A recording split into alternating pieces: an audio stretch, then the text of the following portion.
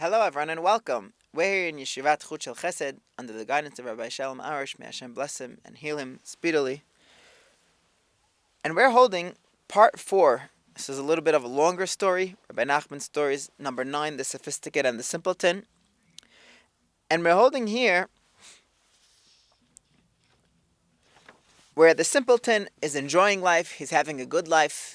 He realizes that whatever Hashem gives him, that's the best. Doesn't make a difference what his life looks like. This is his job here. This is my job here. And I have to be happy in my situation. Whether I have one coat, I only have bread and water to eat, I'll be happy. And when I'm truly happy, I have everything. Yet the Sophisticate is suffering. He might, to the world, looks like he has everything. He knows how to deal with gold, with diamonds. He's the greatest doctor. Yet he's always full of misery. He can't enjoy his clothing. He gets nice designer clothing, but if it's a little bit not perfect, it causes him much stress. So we're holding here at a certain part of the story where the Simpleton tells the Sophisticate, he says, if only you could reach my level of intelligence. This is what the Simpleton is telling the Sophisticate. The Sophisticate laughs at him. He says, the opposite. I could become like you. I could lose my mind. I could become like a madman. But you could never come to my level. So, we're holding here in this story, Rabbi Nachman goes to the king. People had given the two sons surnames. One was called the Sophisticate, while the other was called the Simpleton. Of course, there are many people in the world who are sophisticated or simple. However, in their case, these traits were very obvious since both of them came from the same place and had studied together in the same school, in the same class. Then one of them became a very sophisticated person, while the other became very, very simple. Now, there is a royal registry where everyone is registered by their family name. Here, one son is registered as the Sophisticate, while the other is registered as the Simpleton. This might allude to like in the Torah itself. We know that Yaakov and Esav, Yaakov is called Mr. Simple, Ish Tam, and Esav was called Ish Sadeh, a person that went out to the field. He went to go check out the world. This could represent our Simpleton and our Sophisticate.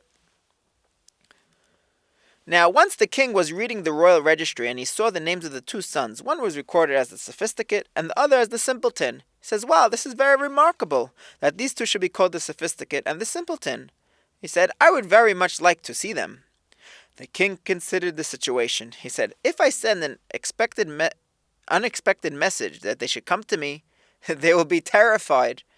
The Sophisticate may not be able to answer my questions. The Simpleton may be so terrified that he might even lose his mind.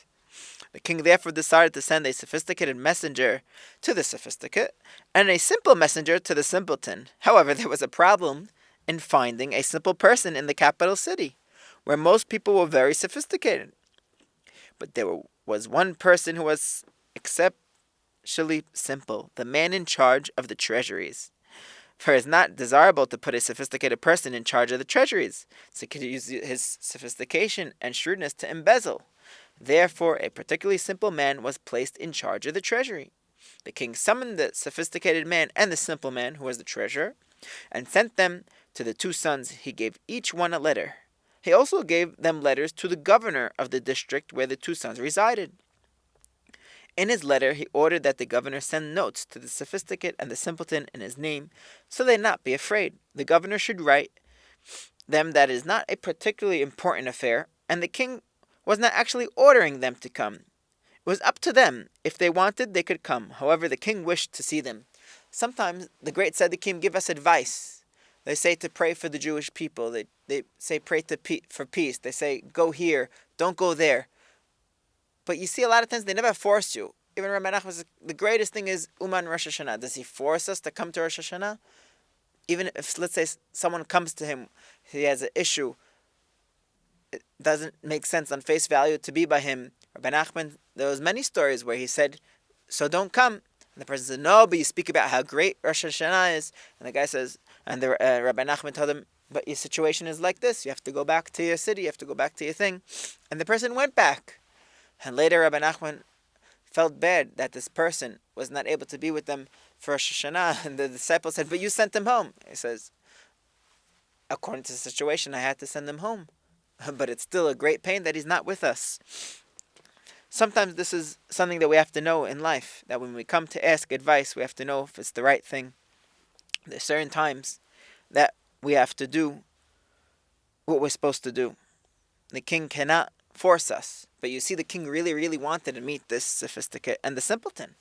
So the Sophisticate messenger and the simple one set off, and they came to the governor giving him the letters. The governor asked them about these two sons, and they told him that they had been informed that the Sophisticate was extraordinarily brilliant and very wealthy. The Simpleton, on the other hand, was extremely simple, and he had used a sheepskin, this is a simple coat, for whatever garment he needed. The governor decided that it would certainly not be proper to bring the Simpleton to the king wearing a sheepskin. He therefore had proper clothes made for him, and placed them in the simple messenger's coat. He gave the messenger the letters that the king had ordered. Now, the messengers continued on their journey and arrived. The sophisticated messenger gave his letter to the Sophisticate, while the simple messenger gave his to the Simpleton. As soon as the Simpleton got the letter, he said to the messenger who delivered it, "I don't know what the letter says. Please read it to me." Shows the level of his simplicity. He says, "I will tell you what it says," replied the messenger. "The king wants you to come to him." Says, "You're not playing a joke on me." If you remember in the beginning of the story, if you're following with us, people would make fun of him, and he would say, "You're not making a joke of the matter, right?" He says, "No, it's absolutely true," answered the messenger. "I'm not joking at all." The Simpleton was overjoyed. He ran and told his wife, "My wife, the king has sent for me." "Why?" asked the wife. "What reason could he possibly have sent for you?" But the Simpleton did not have any time to answer. He joyfully rushed out and immediately left with the messenger. When he got on the coach, he found the clothing there, and this made him all the more happy. Similar to like the Jews, when they got offered the Torah, they said, "We will do and we will hear. The king calls us, we go." That should be our motto. When we see Hashem is telling us to do something, we go with it. This is what Hashem wants. We're not going to ask any questions. Oh, maybe he's coming to punish the Simpleton. Maybe he's upset at the Simpleton. Heaven forbid. No. Because we know that when Hashem is calling us, it's only out of love. Because Hashem always loves us, and it's only going to be good, and it's going to be better and better and better. Thank you for joining us. Let's follow Hashem's call. When he calls us, let's know when to show up and how to show up with a smile on our face and with the right motives. And may Hashem help us to act like the Simpleton. And let's see in the next class what happens to him, how he starts to rise higher and higher and higher in the status of this world. May Hashem help us and protect us always. Thank you for joining us. See you next time.